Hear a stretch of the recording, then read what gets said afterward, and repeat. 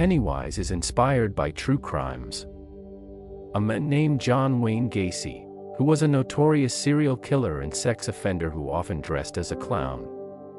John was born at Edgewater Hospital in Chicago on March 17, 1942. John was close to his mother and two sisters, but had a difficult relationship with his father, an alcoholic who was verbally and physically abusive to his family, his father calling him dumb and stupid, and comparing him unfavorably with his sisters. One of John's earliest childhood memories was of his father beating him with a leather belt at age 4 in 1949.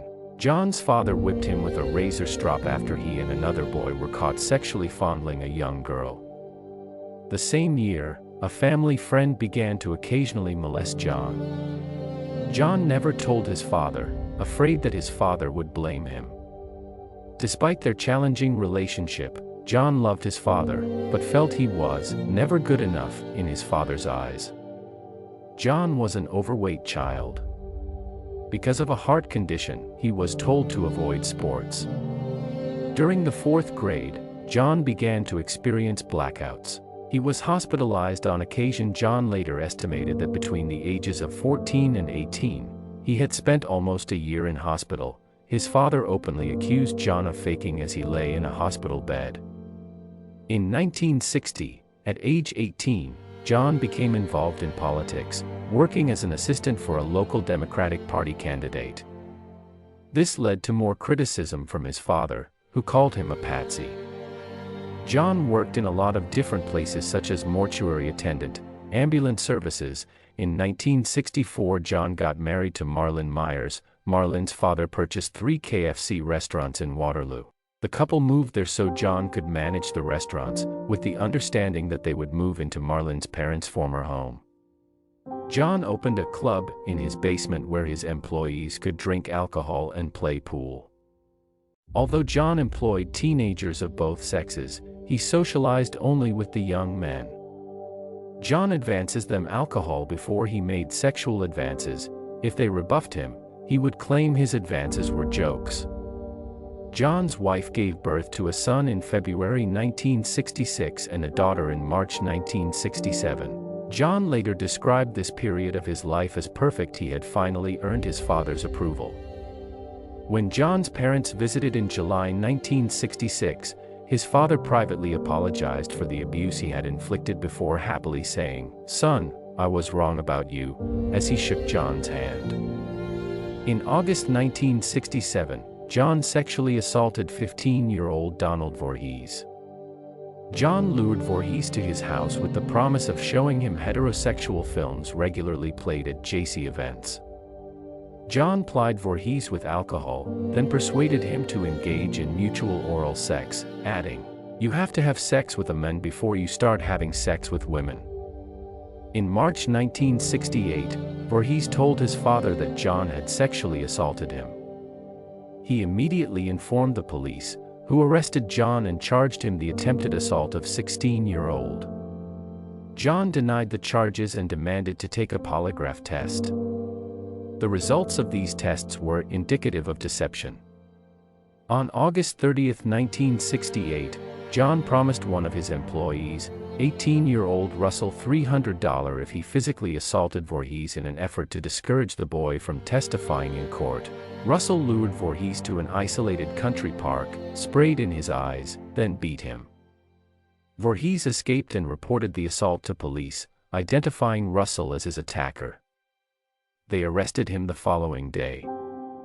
While initially denying any involvement, Russell soon confessed to assaulting Voorhees, indicating he had done so at John's request. Police arrested John and laid an additional charge of hiring Russell to assault Voorhees. On September 12, John was ordered to undergo a psychiatric evaluation at the Psychiatric Hospital of the University of Iowa. 2 doctors concluded he had an antisocial personality disorder. The clinical term for sociopathy and/or psychopathy was unlikely to benefit from treatment, and that his behavior pattern was likely to bring him into repeated conflict with society. The doctors concluded he was mentally competent to stand trial. On November 7, 1968, John pleaded guilty in relation to Voorhees, but not guilty to the charges related to other youths. John claimed Voorhees had offered himself to him and that he had acted out of curiosity. His story was not believed. John was sentenced to 10 years imprisonment on December 3rd. That same day, John's wife petitioned for divorce. The court ruled in her favor, and the divorce was finalized on September 18, 1969. John was granted parole with 12 months probation on June 18, 1970, having served 18 months of his 10-year sentence. John relocated to Chicago to live with his mother.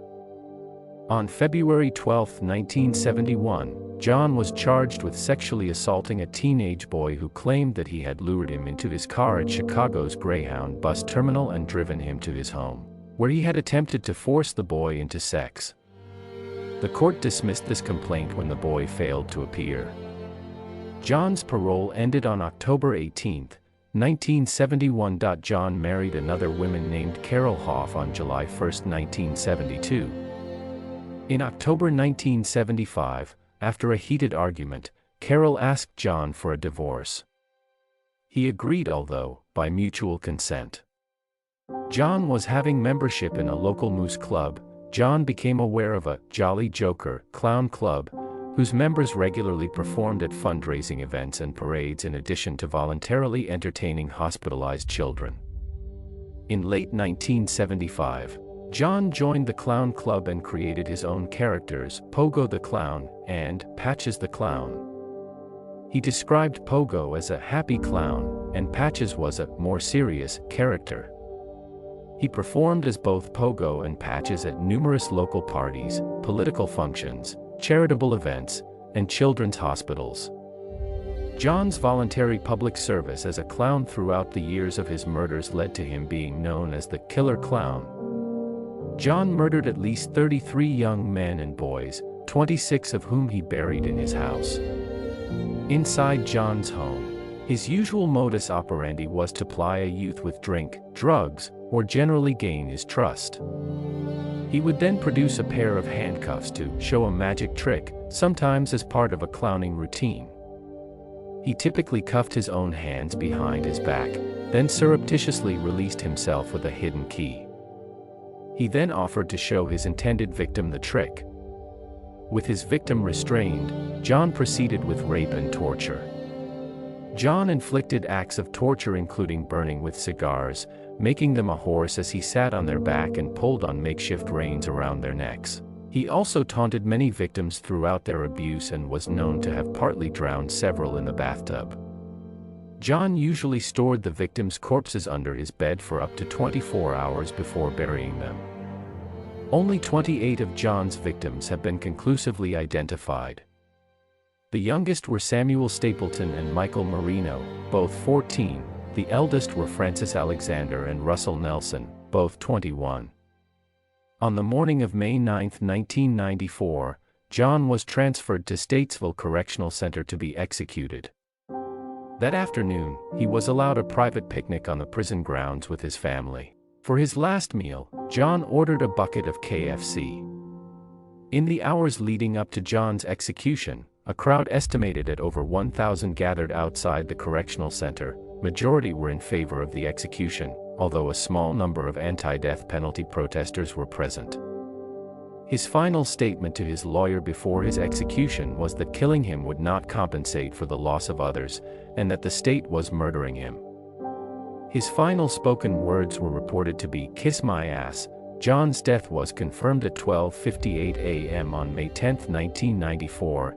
His brain was removed. It is in the possession of Helen Morrison. 5 victims have never been identified, based on John's confession.